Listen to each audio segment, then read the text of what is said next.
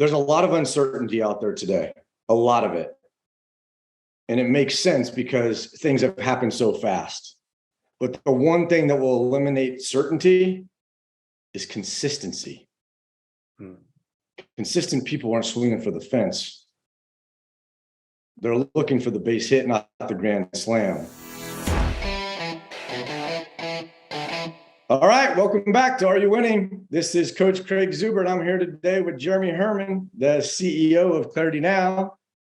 And today, Jeremy Herman is going to flip the switch on Craig Zuber, and he's the one that's going to be interviewing me. Thanks for doing this, Jeremy. Of course, man. Thank you. This is going to be a lot of fun. You're usually the one asking questions, and today we get to hear what's in your head. And I the reason that we're doing this is the mission of Clarity Now is transforming agents into business owners, and we have some phenomenal guests that share their success stories. And it's important for the audience to hear what you know. And the reason why is because you have one of the best pulses on the real estate industry of anyone out there, because you're a coach for people all over the country. So you get to see what's happening. So we're filming this in late October of 2022. And I'm excited for this conversation. So Zuber, thank you for allowing us to flip the script a little bit. Absolutely. Let's roll, baby. Let's start with this. Why did you become a coach? Wow. You know, in simplest form, it's this. Sometimes you get to a place in life where you just feel like you finally realize what you were born to do. And it was one of those things where I had been coaching others before, but I was in the industry. I was selling real estate. I didn't realize that naturally I was leading and helping others and was coaching them as well about, like, here's what I'm doing, here's what I'm seeing, here's what works. And it just kind of naturally fell into that transition. Really, that's what happened. Now, there was more things that caused that, right? So it wasn't even about the year. The thing that struck me the most is I went through hell and back, man. And when that market shifted severely, like the cliff of 2008, that's what changed everything personally for me. And so the real aspect of this was 2008, a phone call comes in. The secondary market has collapsed. I had 27 pendings on the board at that time, and 24 of those 27 pendings disappeared. Right, they're gone. At the time, I didn't really know what that meant other than to get into action and figure out how to save them. And when you realize that the secondary market is gone and there isn't anything to save, it changes everything.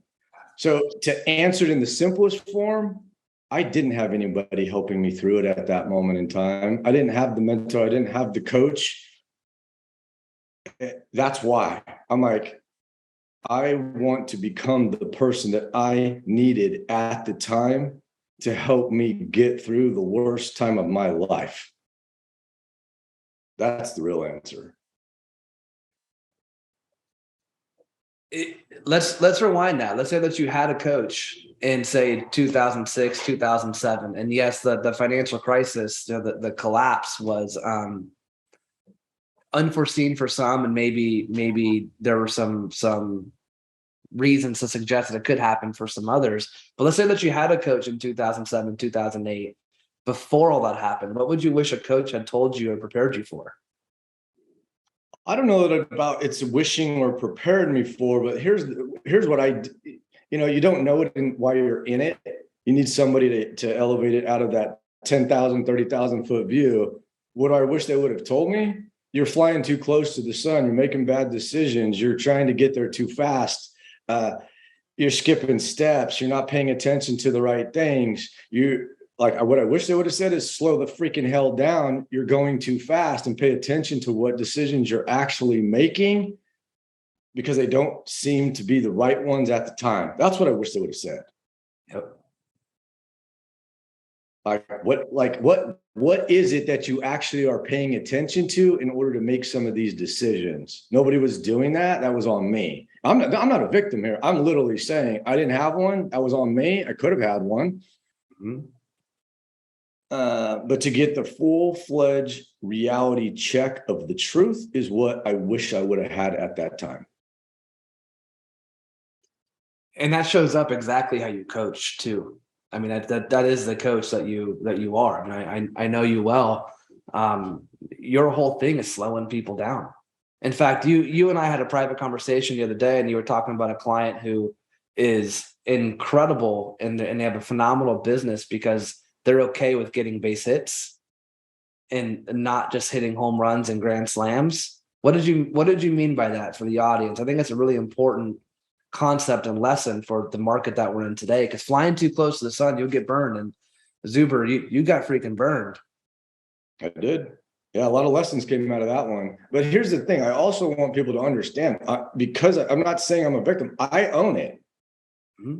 I wouldn't be here today if I didn't go through some of those things. I wouldn't be able to be the coach that I am today. I wouldn't be able to slow people down the way that I currently do if I didn't experience that. So those lessons they were learned and they were earned. Mm-hmm. It's what you do with those lessons that determines who you are. So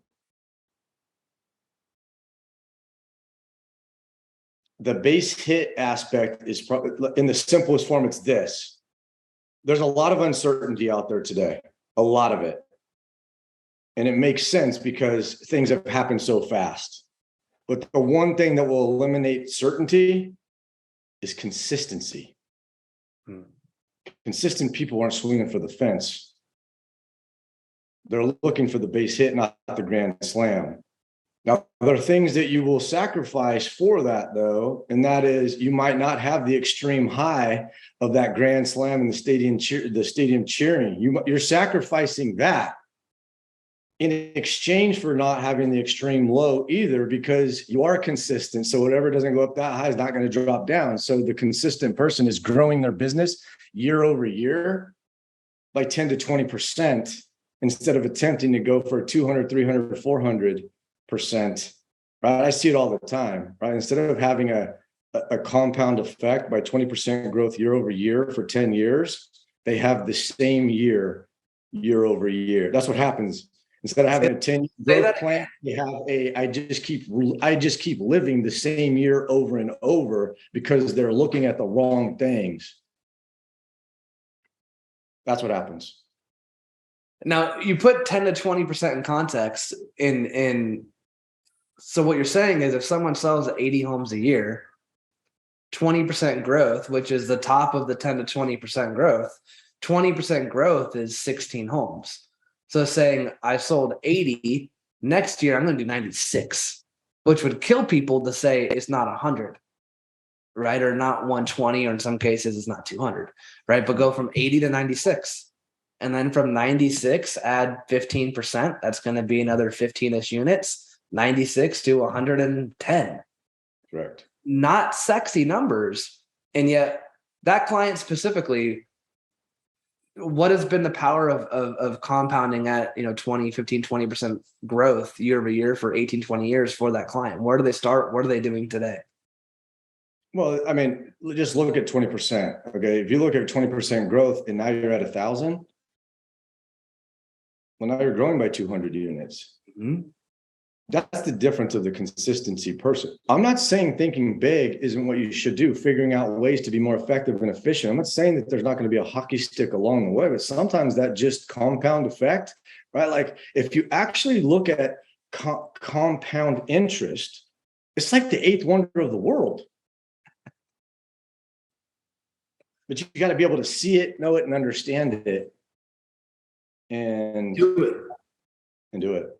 And be okay with it. You got to turn off the noise. That's the person that's being consistent is focused more on themselves than they are on others. They're consistent themselves. That's the whole thing. Yep. They're not. you're right. Like a lot of the top producers, they're going to go into massive action versus consistent action. So the massive action is awesome. The problem is it only lasts for a day or a week or a month, Right. and then it falls off. The consistent person just gets really good at doing the same thing over and over. That repetitious boredom, then they become excellent. It's creating a habit versus just having energy. That's right. Yeah. And the habit, people talk about the habits, but you get to a place where it's actually more painful not to do it than to do it. That's how you know it's there. Yeah. Okay. So going back to your experience in 2008 and flying too close to the sun and getting burned, and that's why you became a coach. What are the similarities in the market back then versus the one that we're in today? And not so much in similarities in terms of the actual market, but maybe in the habits that you had in 2008 that caused you to fly too close to the sun and get burned versus the way that some people are acting and behaving today, and we're fearful of the same thing. How are you noticing a correlation or a consistency between those two? Well, I don't know about the consistency measure. What's the struggle that we're having is optimism. And optimism is a great thing to have. And in some cases, it's the genius zone of what gets you to where you're at, because you can see things, or you're actually not seeing what you probably need to see. And because of that, you have a different belief system that will take you through it. The challenge with today's market, and even that market, it's not really comparable to that one, because that one was an extreme situation. And we're in a situation too, where things have adjusted in a 6-month period, probably faster. It's the second fastest drop in history. Yep. So, what is it? Well, the challenge is that facts don't cease to exist because you choose not to look at them. And optimistic people, most of the time, aren't looking at the things that they need to make great decisions. And as a coach right now, my biggest fear is that people aren't adapting quick enough. That's my biggest fear. They don't see it no matter what you put in front of them. Facts don't cease to exist just because you're not looking at them. Mm-hmm. Right? The market's changing. And yet, to your point, if you're too optimistic and not looking at it, you're going to get burned. Hey there. I'm Jeremy Herman, CEO and co-founder of Clarity Now. Listening to this podcast means that you're committed to your career and to growing your business. You're the reason why we created Clarity Now. You see, Clarity Now is the real estate software designed to transform real estate agents into business owners. Now, being a great real estate agent is an entirely different skill set than being a great business owner. That's where Clarity Now can help. Clarity Now is powerful because some of the industry's top real estate coaches built it. We know what insights as coaches top performers need to grow their business. So, do you have a business plan based on your net profit goals? Do you know how you're performing against your quarterly goals? Do you generate a P&L each month? Do you have the best tools to help your team members hit their goals? Are you managing your company's pipeline and conversion reports? Do you have the data that you need at your fingertips to run a successful business? Clarity Now can solve all these problems. Visit us at www.claritynowre.com and schedule a personalized tour to learn more. Mention this ad and we'll throw in 1 month for free. Congratulations on your success, and let's take your business to the next level together. If you coach a lot of people, you coach a lot of high producers. Let's say that you coach a team that has a couple of agents and they're doing $30 million a year and they're really trying to grow the next step in their career, but that's where they're at today. How would you coach that rainmaker, that team to get through this period of time, and not just to get through it, but to this whole podcast is called "Are You Winning?" Right? But to win during this period of time, what would you tell that person? Well, I don't know if I would tell them anything. I'd ask them questions first. And once I got clear, I'd make sure that they understand that everything about what they're facing has to do with themselves.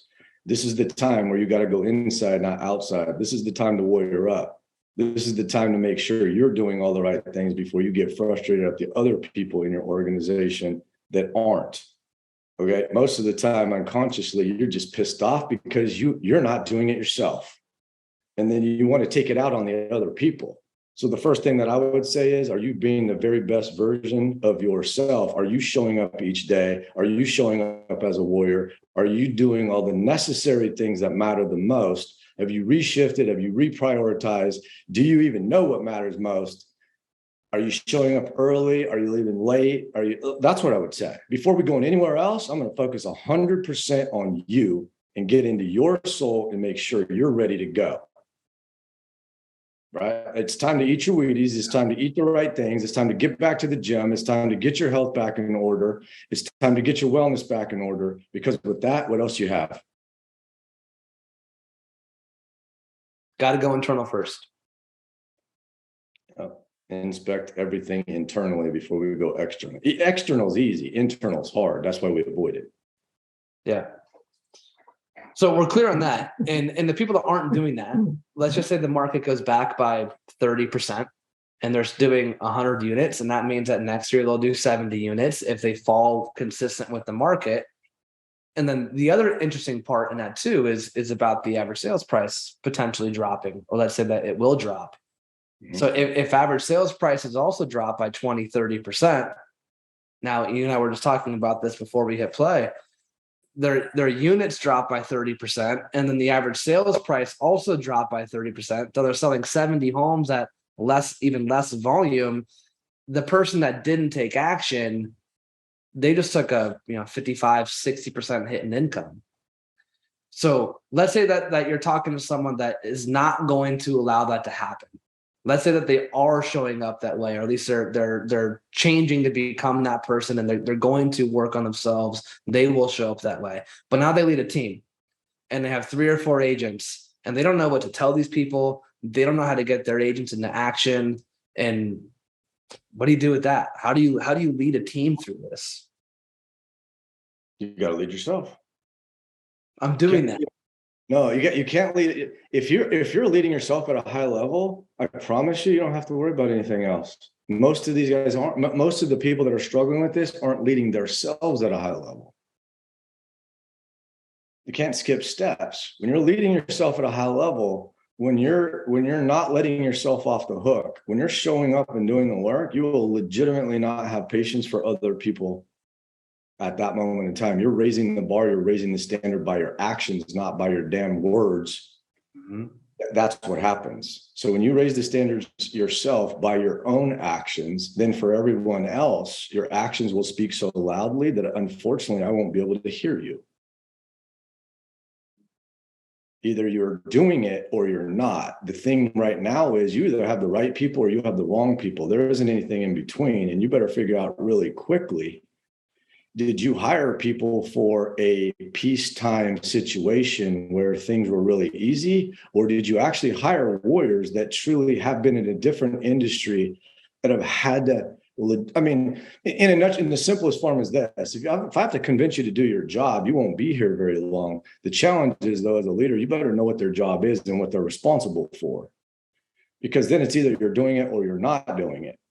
And so we're in an industry where it kind of requires conversations. It requires, right? Like in the simplest form, all we're really doing is all we're doing is finding somebody willing to sell and willing to buy and getting in the middle of it. That's what we're actually doing. Nothing more than that. And so the first thing is, do you know what the role is? Do you know what you're responsible for? And then I would be looking for people that would look at me sideways if I told them that in order to win, you need to have between 30 and 40 conversations a day, instead of saying, I got to figure out how to get the person that's doing 5 up to 40, which isn't going to happen. I'm going to go find people that are used to doing 80 to 100 that look at me sideways and say, I only have to work half days in order to win in this industry. So getting someone to go from 5 contacts to 40 contacts isn't going to happen. Isn't going to happen. Why? Why do you say that? because in an assumptive world, it's easier to understand that it's not than to focus on the diamond in the rough. When have you ever experienced somebody that was consistent at 5 for the last 3 years that transformed themselves and went from 5 to 50? Just find one person that 10x themselves. And the trouble is you probably can't. Mm-hmm. So it's easier to just recognize that. But then again, as a leader, you're supposed to, number one, check yourself. Number two, get real and get right. That's what needs to happen. You're getting absolutely clear so that you can let people know that we're about to go into a situation where we potentially need double or triple our current efforts or activities to get the same result that we had 6 months ago. So I want to know, has there ever been a time that you've ever had to do that before? And if there was, how long did that last? Yeah. Right. The ones that are willing to do the work, you can help them. The ones that aren't, you cannot. You have to understand that you will waste your time, energy, resources. You can't want it more than they do. But remember who hired them in the first place. Hold the mirror up.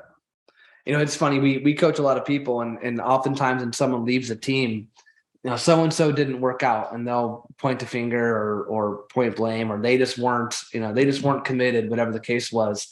And one question that's important for people that are in the hiring chair and that are making the actual hires to recognize is what part of the interview process did I just skip, not ask, or ignore? I heard it and I ignored it and I hired them anyways. Or all of the above. And all of the above. And there's all, but that's optimism right there. I'm going to skip steps. Facts don't cease to exist because I choose not to look at them. I'm going to hope that this works out versus figuring out, does this person have what it takes? Just number one, do they even know the role? Do they actually know how to win in the role? And are they willing to do it, the necessary steps in order to win in the role? Yep. Right. It's ultimately, I'm looking for somebody's, it sounds negative. You find their downside and know if you can live with it or not. All right, but man, I'd rather harness the energy of a Mustang than I would be trying to speed up a donkey. It just doesn't work. Yeah. So we have a team that the agents are doing 5 contacts a day. We're going to acknowledge that we're not going to get them to 40, only because where does that exist? Like you said. And if you happen to have the one person, God bless you, but that isn't the plan, right? That isn't a security in your business. It's nothing that we can count on. How fast do you get those people out of your team right now?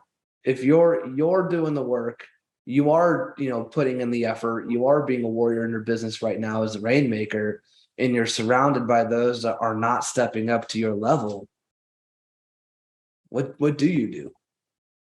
Well, I don't know what you do, but like if you live by a standard, you truly live by it, and you don't let people off the hook to follow those standards, you don't have to do anything because the standard will do it for you. The problem is their standard has been accepting their current behavior and their current activity and results. They don't have one, or they don't understand that what their actual standard is doesn't match, or what they want their standard to be doesn't match what it actually is. So all of this has to, all of this has to do with being clear. Are you clear on what business that you're actually about to build? Are you clear that it might be better to shrink down to get back to the foundation of the strong people so that you can rebuild? Mm-hmm. Are you clear why you're doing this in the first place? I mean, all of this stuff, it's a direct correlation. People who repeat patterns lack clarity. So the first thing I would say is, after you get clear with yourself and what you're willing to do, get clear with what the market really is and what's needed. And then I would invite my team to understand that as well and figure out who's really in or not. And that decision is theirs, not yours. As a leader, it's theirs. And that's probably the number one thing that's what I would start with anybody is, have you decided? Have you made a decision, regardless of market conditions or what you will be faced with, that this is going to be your long-term career?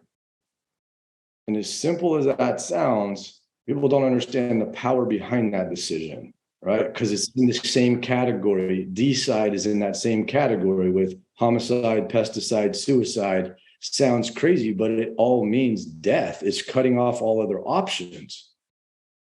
Have you decided that regardless, this is your long-term commitment and long-term career?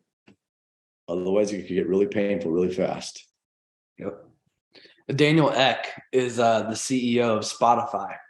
And at the end of the year or near the end of the year, he does a meeting with his leadership team, and they roll it out to their direct reports. And they ask a very similar question. They simply ask, are you signing up for this for the next 2 years? And if the answer is no, that's okay. Tell me now. It's okay if the answer is no, but I just need to know, are you committed to doing this role, to being with this company for the next 2 years? And it's amazing that the results and the insights that you get from that. So I think you're spot on. So one, go internal, focus on yourself. Are you showing up as the leader? Are you showing up as the warrior that you need to become and you need to be to get through this market? When that happens, your team will take notice, and we're hopeful that that takes care of it.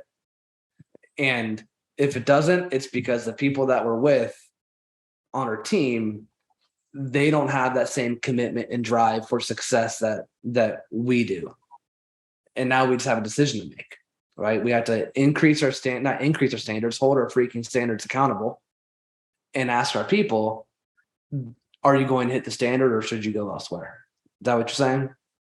Well, I mean, we're looking for clients right now that are ready, willing, and able. They need the trifecta, all three of those, to move forward. But I also need each person in the organization to be ready, willing, and able. It doesn't work with only being two of them. I'm willing to do whatever it takes until it gets hard. Yep. So clarity means interrogating everything. It's defining your words. What do they actually mean?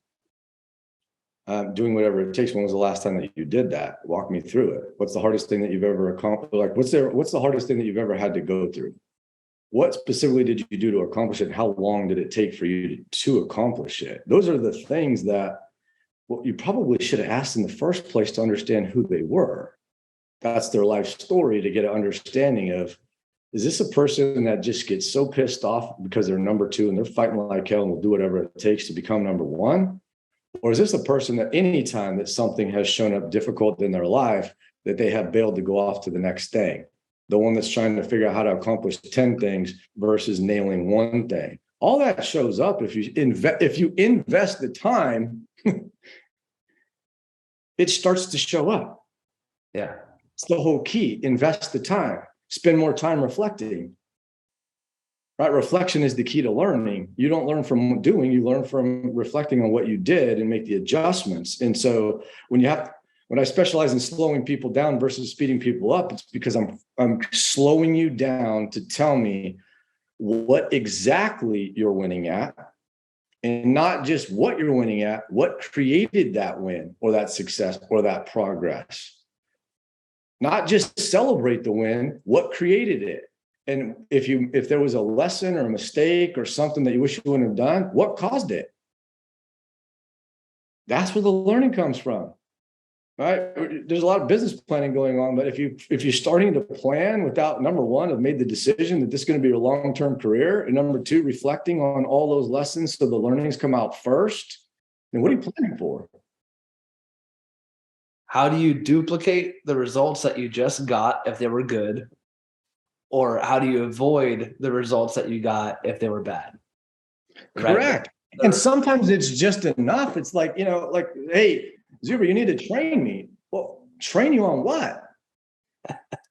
No, really, like if you're only having 5 conversations a day, what would you like me to train you on? You're not doing enough for me to train you on anything. You got to do enough before I can figure out the common theme of what you're struggling with, so we can figure that out. I can train the crap out of you. But that's the other thing that people are using right now. They're using so many excuses. They don't know that, right? They're like, well, I would make more calls if I had a dialer. No, you wouldn't. You make the calls and you show up consistently with your regular cell phone, 100 calls a day. And because you've shown up consistently, you've earned the right to go get the dialer. Mm-hmm. Oh. But that's hard. It's funny. It's funny about the hard, because it's really, really hard to be the very best version of yourself. Uh-huh. But it's even harder not to. So it's your choice. Right. Yeah. I think that's really what it comes down to. In this market, you know, we both coach clients, and I think the beginning part that we talked about the people being too optimistic of the market that they're heading into and not taking the action and not taking the serious.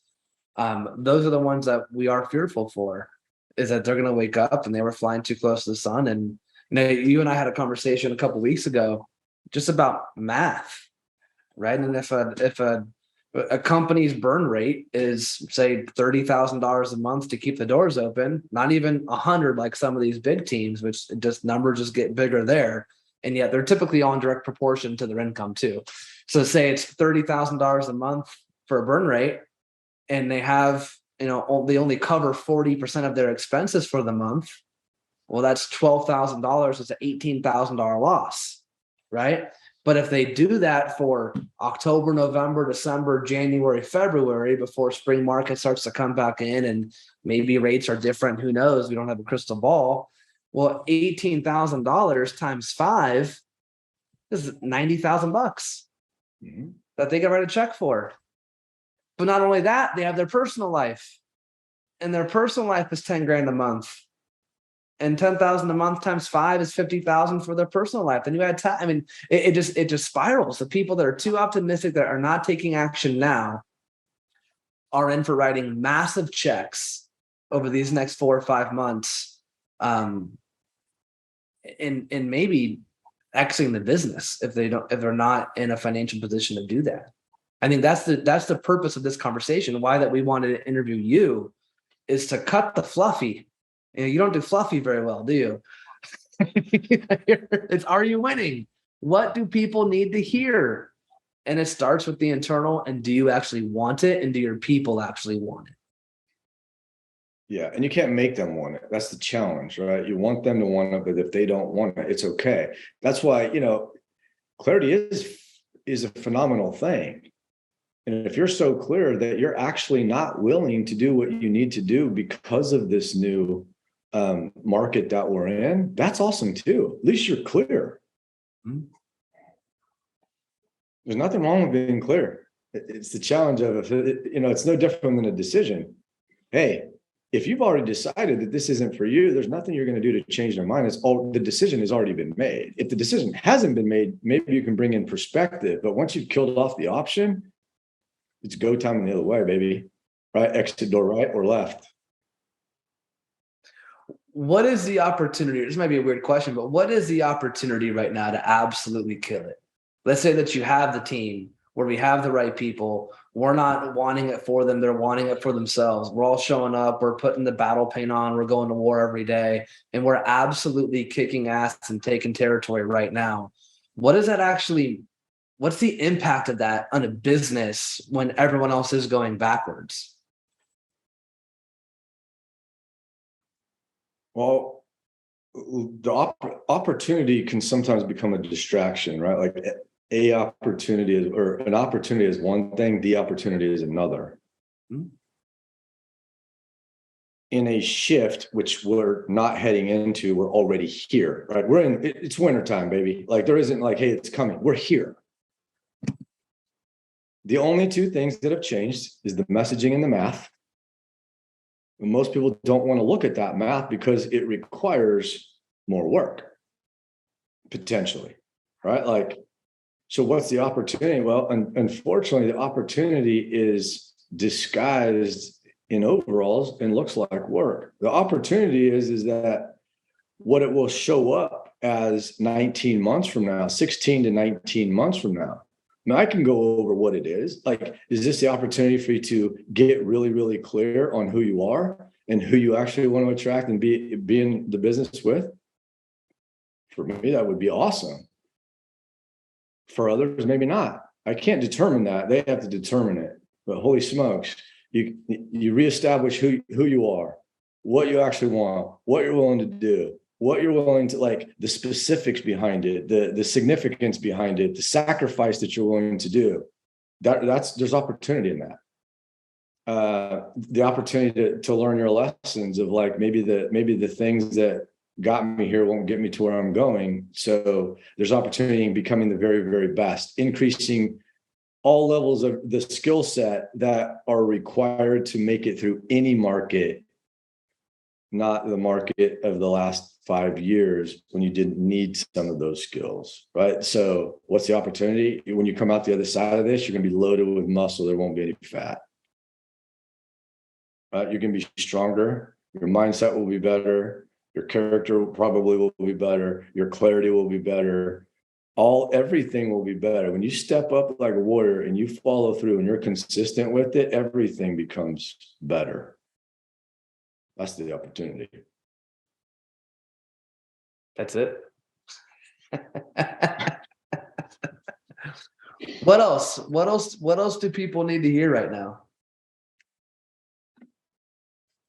Anything else, but is there anything that this is a pretty impactful conversation here that I trust will make an impact on a lot of people.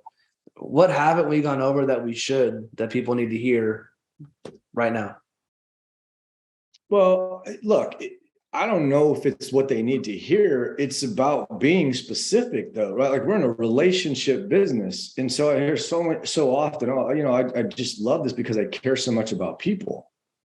Well, do you care enough about them to actually get inside their soul to figure out the specifics and significance and sacrifice of what they're willing to do in order to either make the move or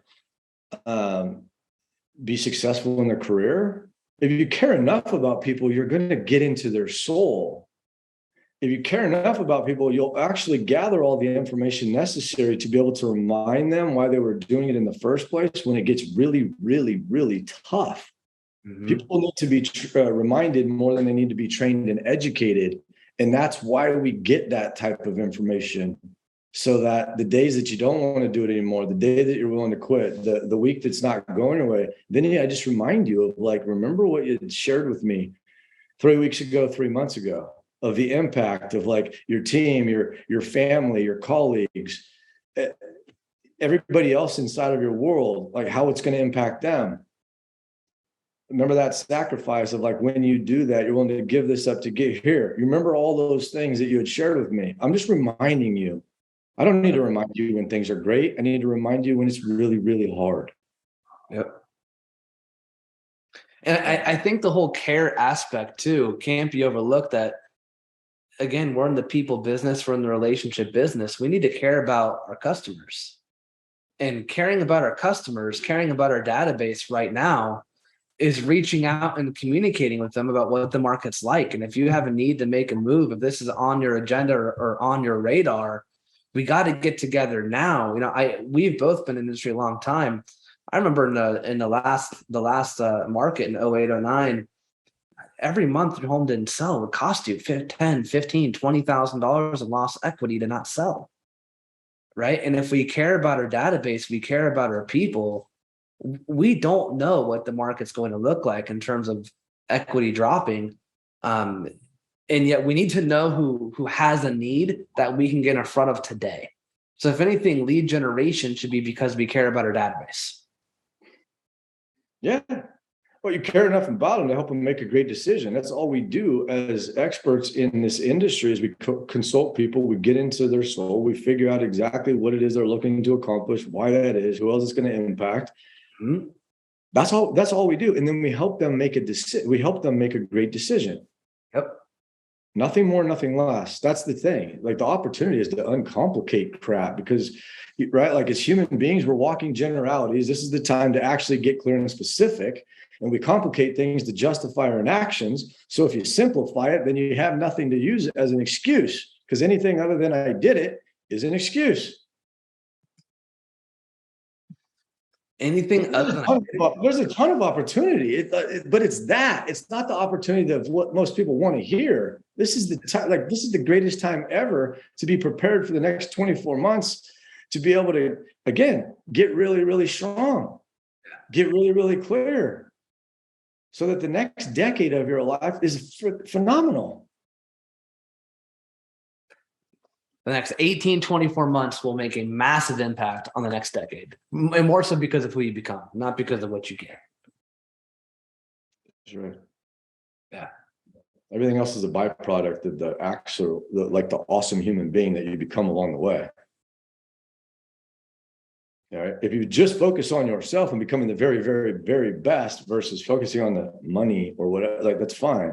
But statistically, money is awesome for what it does. But statistically, on the value system, it shows up as number 8. It's very, very, very rare that that's the root cause of anything that gets you into an action, unless you're at a severe point where now you're like, I have no money and I actually need something to be able to feed my family. Outside of that, though, no.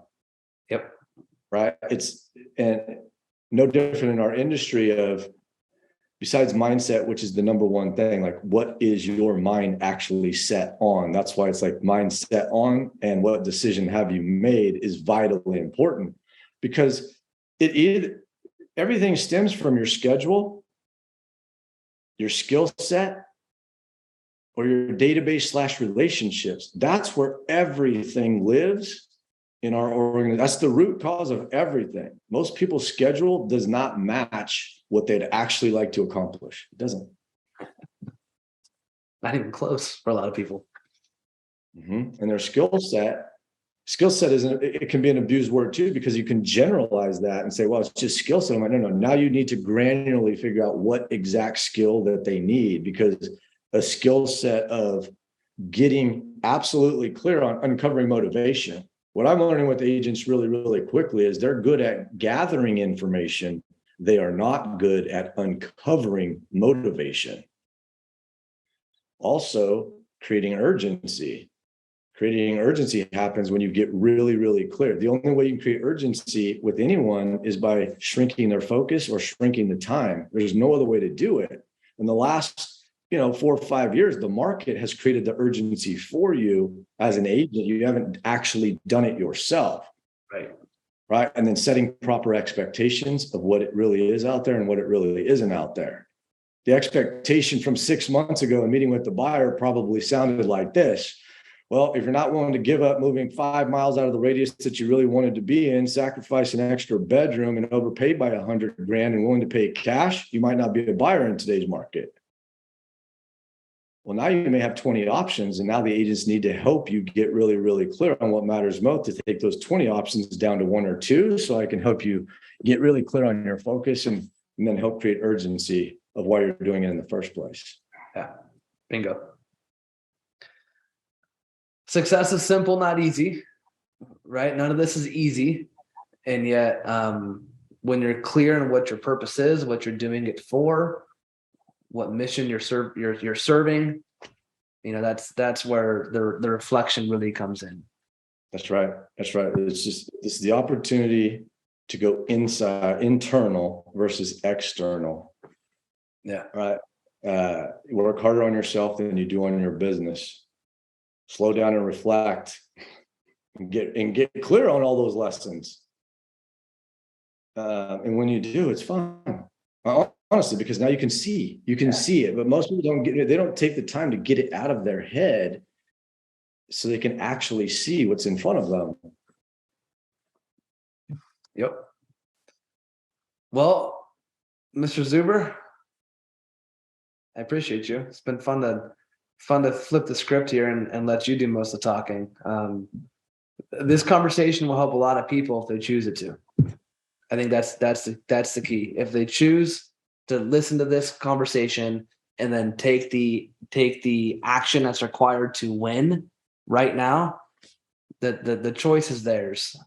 So I appreciate your sense of urgency, your helping people get through this time and not just being the optimistic, cheerleader on the side. That's right. Someone that tell you what needs to be said. Yeah. The last thing I would leave people with is, if you spend the time to reflect on when you were behaving at the very highest level or the best possible outcome that you ever had, no matter when that was in your life, it will help you recreate it. go back and reflect on what you were doing, what that environment actually looked like, who you were surrounding yourself with, what your attitude was like at that moment in time, what actually caused you to inspire you to get into that action. If you spend the time to go figure out what that actually was, it will help you identify who you are at a better level to be able to then match it with today. Clarity's power, man. Clarity's power. Well, I want to thank you again for joining us, and a special thank you to our sponsor, Clarity Now. Be sure to subscribe to our podcast to get in the trenches with top business owners who are winning and willing to share their success. Zuber, appreciate you, buddy. Thank you. Man. Thank you. Appreciate it. It was fun.